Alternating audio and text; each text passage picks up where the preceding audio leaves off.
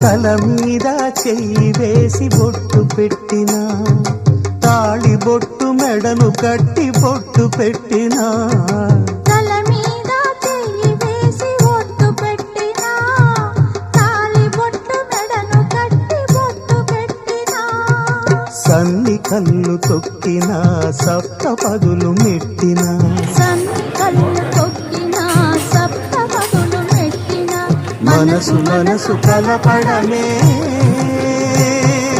మంత్రం పరమార్థం.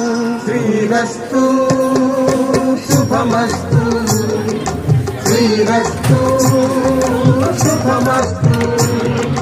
శ్రీకారం చుట్టుకుంది పెళ్లి పుస్తకం, ఇక ఆకారం దాచుతుంది కొత్త జీవితం.